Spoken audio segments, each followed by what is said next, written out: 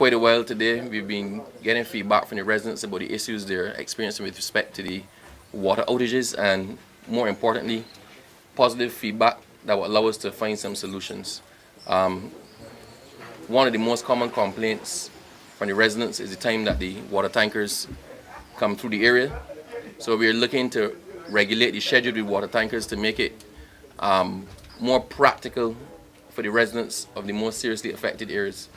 We've also had some concerns raised by residents about access to water tanks. Some people would like to have personal water tanks, but they are not in a financial position to do it, or they don't know how to go about doing it, or they just have never actually considered it all the way through. So we will put out some public information that lets people know exactly what the facilities are for the Water Authority and the contact persons for them, so that they can arrange to have personal tanks put in. I've also spoken to the General Manager of the Barbados Water Authority, and I have the blessing of the board in this as well.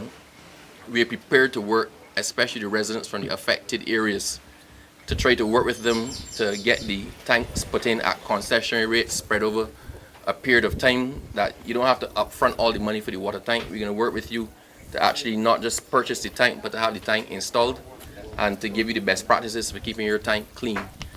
We have also had some concerns. There's a particular tank in Lamins that people seem reluctant to use, and when we went and saw it, we can understand why. The tank is overgrown. The area around the tank doesn't look sanitary.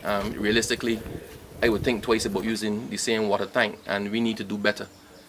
We can't drop tanks in an area, don't service them, let them be overgrown, and then expect people to use them. The water you pull in from a tank to take back to your house is water that you intend to use for consumption, not just for flushing the toilet, but for drinking and making food and doing whatever. So you must have some confidence that the water you're getting is of a certain standard. So we have already decided as well that on each tank, we're going to post the time of the last inspection, the last water inspection, and the date for the next water inspection, so people can have some comfort as to when last the tank and the contents were inspected and when the next one is due. Because it makes no sense to drop tanks in an area that people then don't use and only depend on the water trucks, because it puts the water trucks under increasing pressure when they do come through the area.